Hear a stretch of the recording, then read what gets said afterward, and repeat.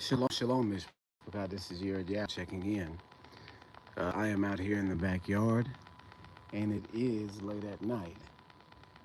So I thought I would just go ahead and come out here and make a video because I was doing some browsing and looking at some videos and just came across a doctrine that I wanted to address, or I guess I wouldn't say necessarily a doctrine, but just I wanted to give a point of view. Um, if I can do that, just to give this point of view about the text, which is universally misunderstood in the era that we're in today. And so I used to call this the Twin Towers of the conspiracy world because, of course, that terminology is very near and dear to Americans because, of course, of 9/11 and the Twin Tower ritual that was performed on America, right? So that terminology is explosive. So when we think of pillars, when we think of monuments, right, we think of the Twin Towers. It's been etched in our um, social consciousness, right? And so, just as a descriptive identification of these two pillars of quote unquote the conspiracy world, we're using this as, figurative language to show how important these two concepts are in the conspiracy world. And when I say conspiracy world, like I said before, or I guess I didn't get to it just yet, the title of the video is The Twin Towers of Biblical Understanding. But it does start in the conspiracy world because in the world of the future, we now have less information than we did in the past. And in order to unlock this information, this hidden information, you have to dig down into the world of the unverified. And it's only unverified because it is not um, pursued and promoted. Does that make sense? People believe that science and achievement is based on what is instead of what could be. Do you see what I'm saying? Most, so recently something came out, a very surprising, I think, a very surprising, what would you call it? Um, Side effect, I guess. What would you call a negative side effect? A very surprising negative side effect came from the invention of artificial intelligence or AI. And I guess I could make a video about AI too, because what AI is different from what they tell you it is, of course. There's no way and there's no possibility of creating anything sentient outside of procreation.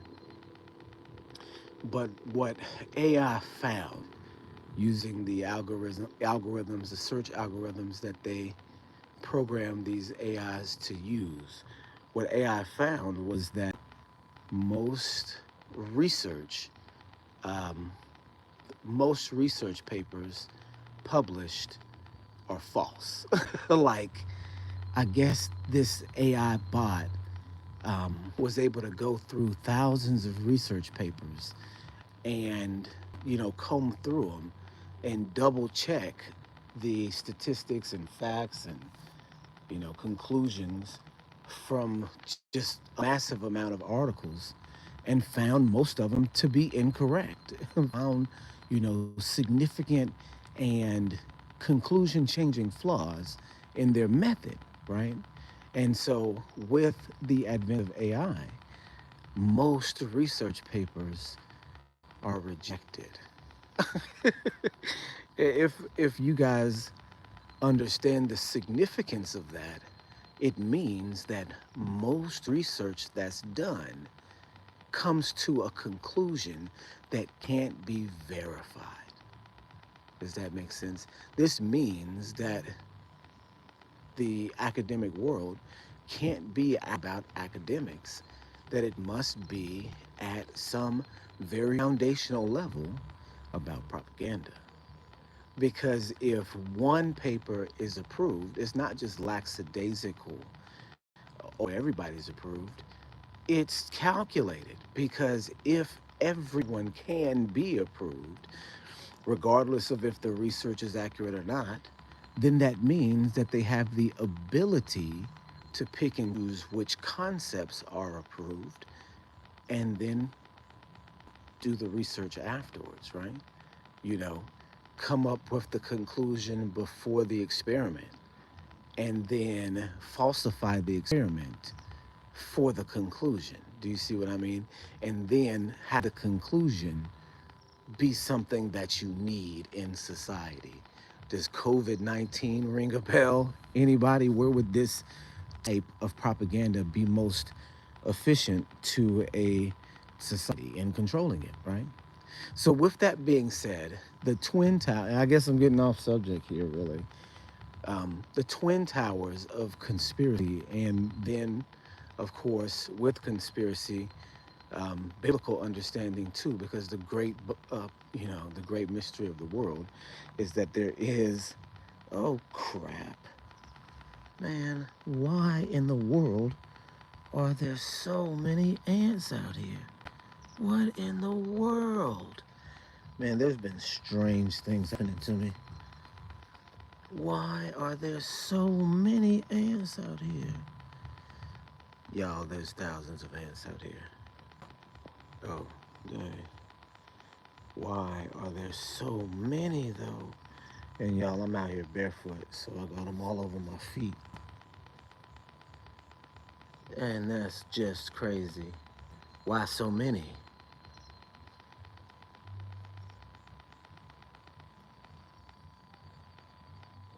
I'm sorry, ant pile. Man, why are all these crazy things happening to me? Yesterday, I sat up next to a pig and did my life and didn't know it the whole time. Now I stepped in a thing full of ants. I don't know, y'all. But yeah, the concept of understanding in the Bible, every aspect of the Bible that's available to you to understand, right? And I suppose we were talking about the difference between actual research and propaganda. And what it turns out is that most of the stuff that we believe is actual research turns out to be propaganda. And this, goes all the way up and into the scientific community, which is the point that I'm trying to make here. So, with that being said, we have to recognize that the environments that we're looking at in history, in science, in biology, and in all of these different areas, that there's going to be a large amount of propaganda in it. Do you see what I'm saying? And so, to merge conspiracy with biblical understanding is what we have to do in the modern era, because we know biblical understanding to be correct and modern understanding to be incorrect, right? This is what we know. We know that Elohim created the world. These are things that are evident. According to the book of Romans, these things are evident. The visible things are evident. The supremacy of the invisible is evident by the visible. And if there is an invisible, that means the invisible is over the visible. And in the visible world, we can see that things have order. Therefore, there is invisible things controlling it. Do you see what I'm saying? And then you go, okay, well, which invisible things? We go into religion. Well, which invisible Elohim has been the most accurate? and is the most worldwide acknowledged today. Do you see what I'm saying? So this is where we then meld conspiracy and biblical understanding. Because if we get to biblical understanding and say, okay, well, this is the most widespread known Elohim in history, do we find evidence of his information be tampered with? Absolutely, we do.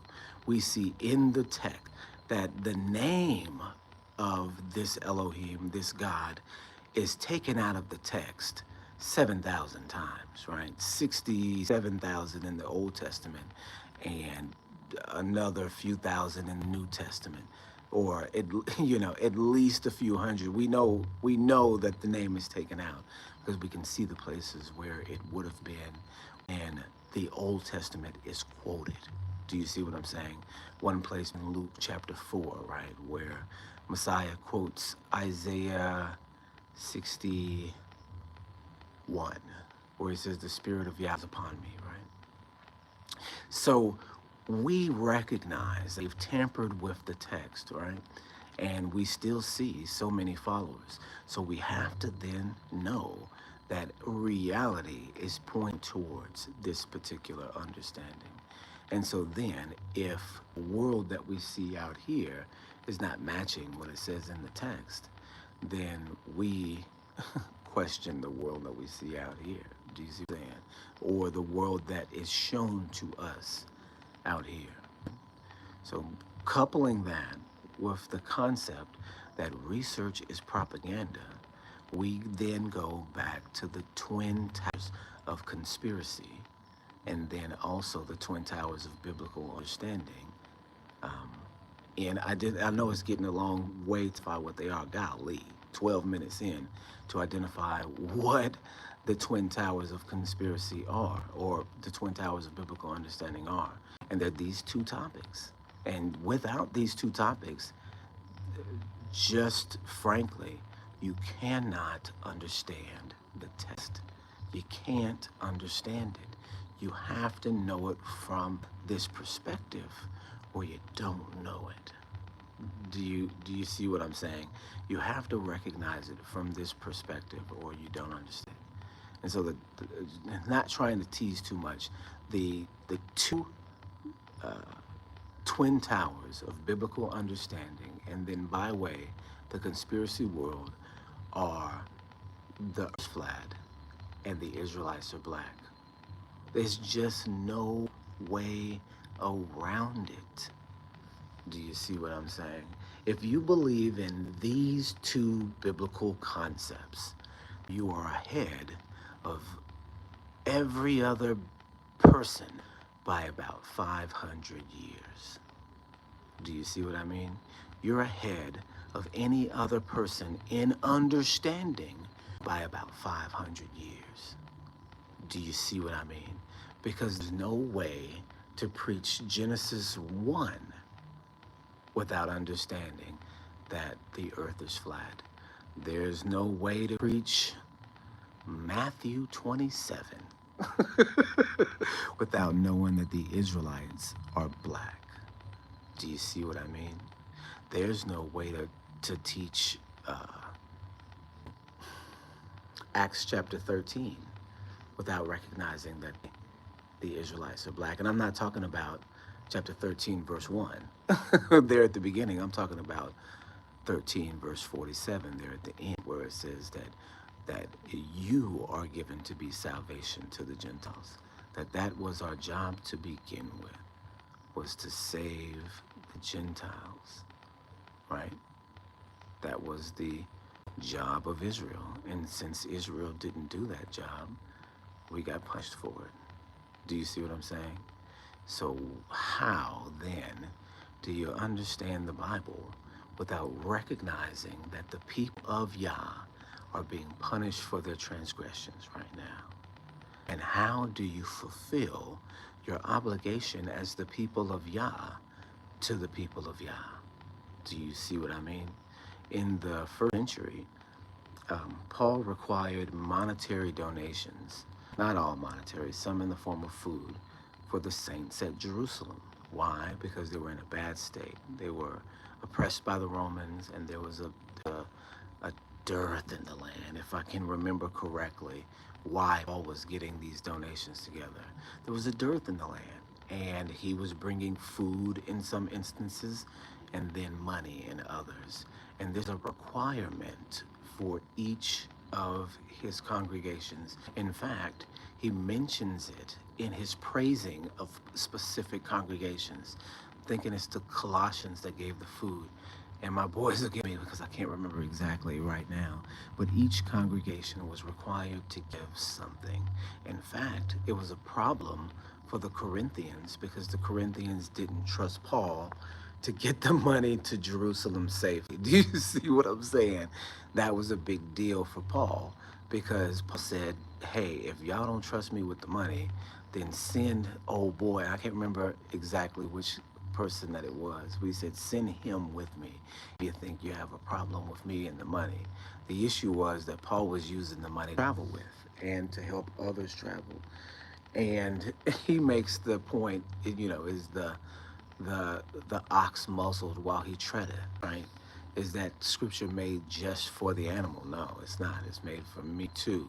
So if I'm working in the faith, expect that that I'm faithful.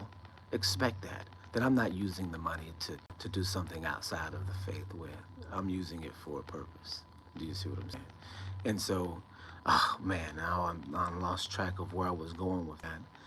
But we recognize that in the text that, oh yeah, that the Gentile congregations were tasked as a means of worship in supporting the Israelites in Jerusalem.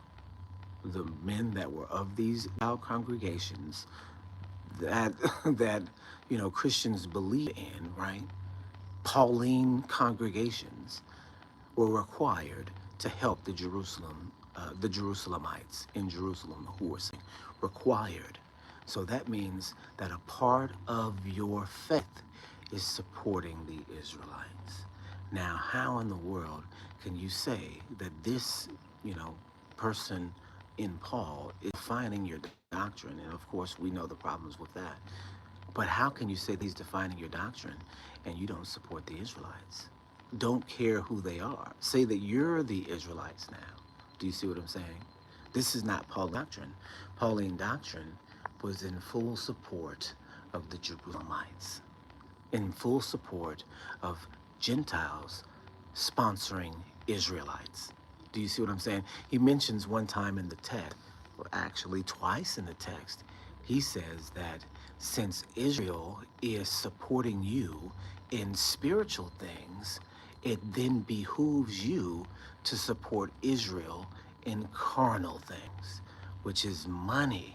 He's talking about donations and money. Now, am I saying that the believer today, I've made a video about this before, am I saying that the believer today is somehow now required to monetarily give to the Hebrew Israelites that are yelling at you on the corner? No, that's not what I'm saying whatsoever. You're not obligated to pay anything. But because there's a different, we're in a different era now, and this is not necessarily the thing that Israelites need the most in this particular instance. What we are in famine for right now is an understanding of the word. Do you understand what I mean? Now we see that there are a lot of people that are waking up to the truth of this understanding. And you, Mr. Gentile, are responsible. You who can read and see and understand, right? Because you all can. You now are responsible for waking the people up that may not be there yet. Do you see how that is supporting Israel today? The people that are not there yet, of, Israelite stock or not, need to understand this, need to understand who Israel is and what are the real consequences if you don't. Because if you pretend you don't know, because everybody knows now, if you pretend you don't know or pretend it doesn't matter or pretend that it's not part of the text, then you have literally brought a curse on yourself, right? Because it says, I will bless thee that bless, I will bless those that bless thee, and I will curse those that curse thee, right? In Genesis 15 to Abraham, hopefully I got that right. But it's clear that the descendants of Abraham will be blessed in some instances and will be cursed, right? And you see us cursed now. You see what a curse looks like now. You've seen 400 years of curses. And understand, Gentile, that you've been other side of that. And being on the other side is going to implicate you later on if you have the opportunity to reverse it with information. Do you see what I'm saying? I put it on this guy's page right now. And this is a good question, right? This is a good way to even frame it. Because the question will be, at some point in the future, when all this stuff is more apparent than it is now, where were you when the Israelites woke up? And what did you do to help? Do you understand? As a Christian, that should be your goal. That should be one of the things that you're looking for to receive a blessing, right? Bless my people and I'll bless you. Curse my people and I'll curse you. As a Gentile, this should be exciting for you. Do you see what I'm saying? This should be an eye-opening experience. This should be an opportunity at redemption for your bloodline. Do you see what I'm saying? Because of the American Caucasians have systematically oppressed black people in America for 400 years. And it's not like they don't know it, right? It's not like you are unaware of the history because you're taught the same history that we are, and we know it. Do you see what I'm saying? So you recognize as the oppressed your condition, you don't think that the oppressors don't recognize it too? Even if, not especially, but even if you didn't before, when it's brought to your attention, because you may be far removed from the actual physical oppression. Because, of course, in society today, the average person, or the average white person, I should say, is not the one that's physically oppressing the people around, but they participate in the culture that does, right? So 200 years ago, the average person would be participating in the oppression in many different ways, being a part of a mob, being present at a hanging, all being vociferous and abuse. Do you see what I'm saying? In all sorts of ways, the society would be involved. Today, you're removed from that, so it doesn't feel like you're involved, but still supporting the society that does a lot of the same things is involved. So how do you divorce yourself from that spiritually, to be able to be rewarded in the future? Do you see what I'm saying? By supporting something that you know to be true, something that you can see as well, right? Because I'll tell you, um, what happens if you don't? What happens if you had the opportunity to support the awakening before it came on in full? What what a great opportunity as a Gentile to redeem your bloodline from the things in the past, right? Imagine the opportunity now given to you to participate in something righteous, something that you know is righteous. Do you see what I'm saying? Like waking people up to their real identity. This is an event that is not come around history ever. This is a one of one, right?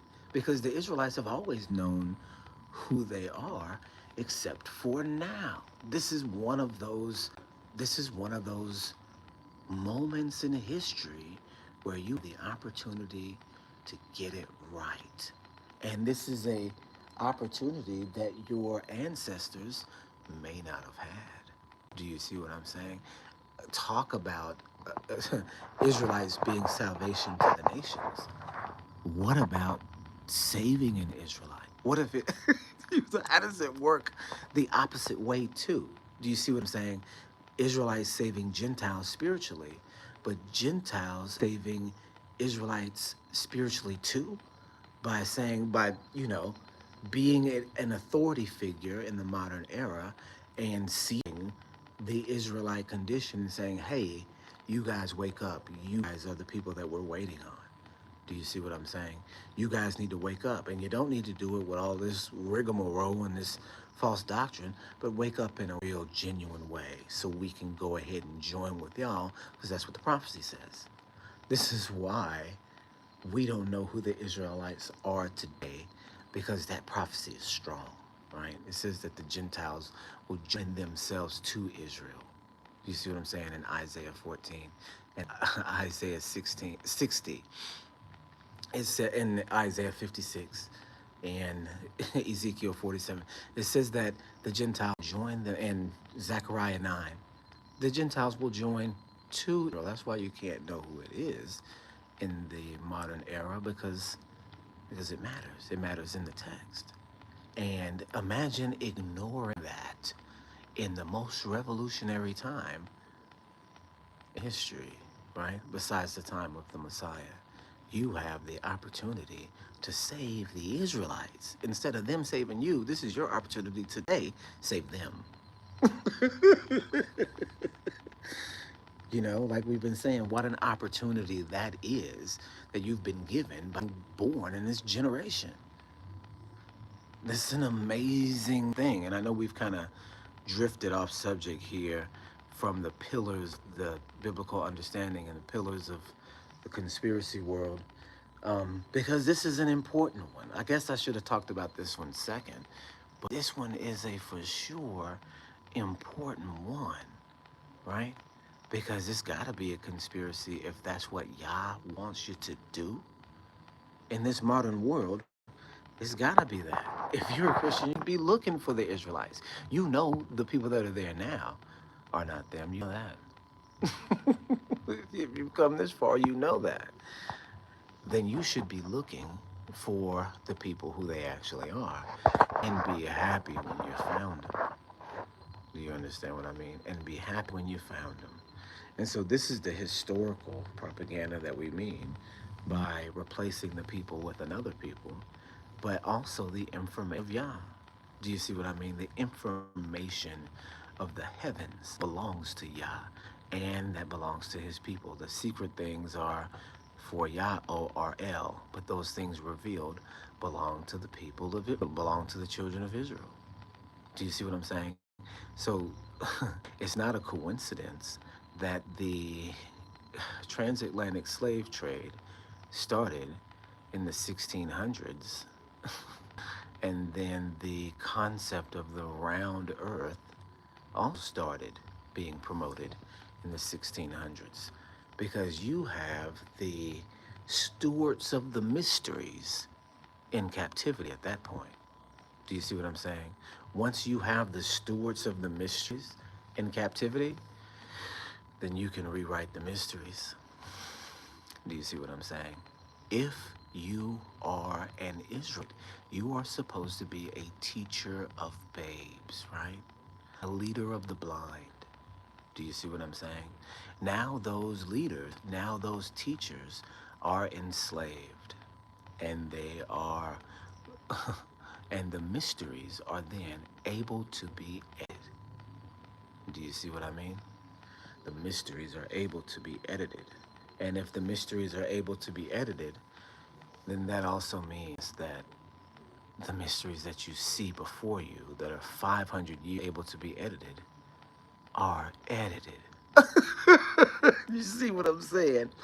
When Genesis 1 tells you that on, oh my gosh, on day 2, Elohim created a firmament in the heaven to divide the waters that were above the heavens from the waters that were below.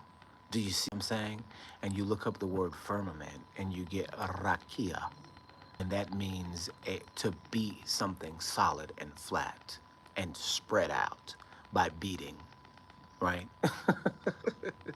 Look in Psalms 19, and it says that the son is a bridegroom to run a race. His circuit is from he's set a tabernacle for the sun. He said, this is the poetic language that David utilizes to describe the eloquence of Elohim. He said a tabernacle for the sun.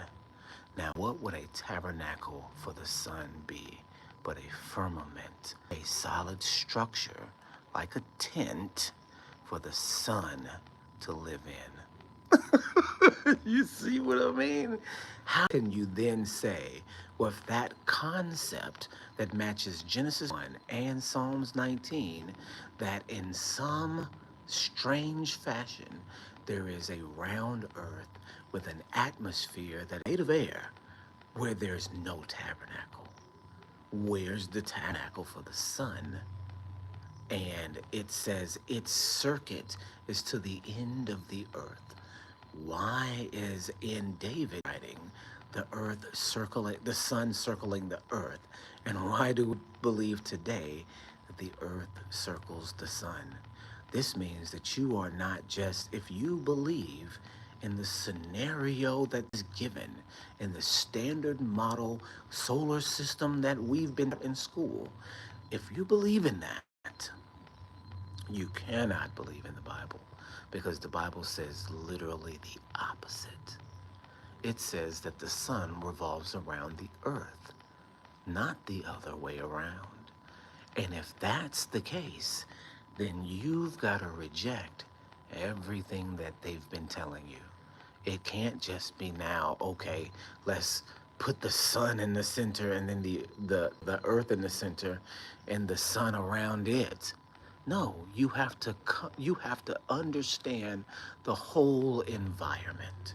And the whole environment is described well.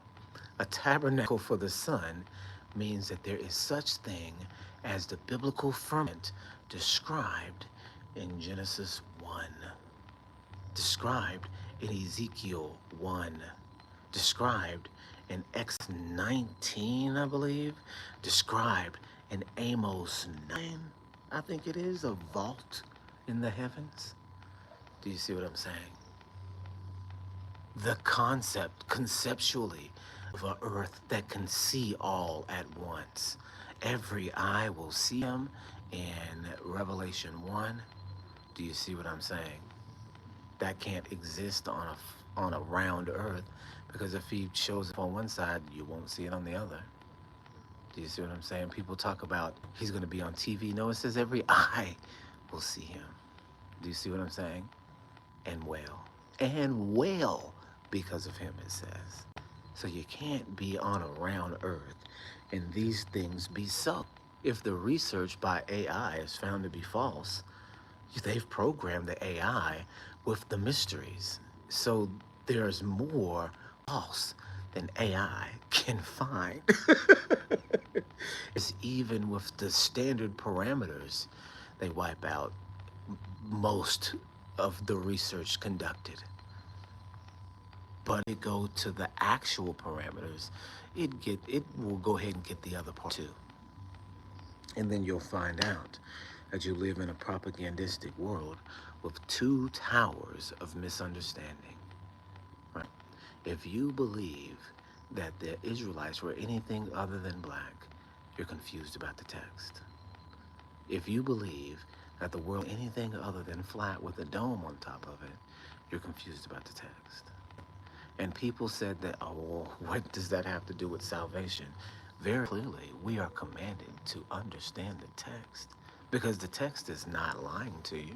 It's not given to you in a way that you can't understand it. It's very clear. And if we look down at the text and say, nah, what are we then saying to ourselves? That we are non-believers. And what does the text say about non-believers, unbelievers? So they won't make it.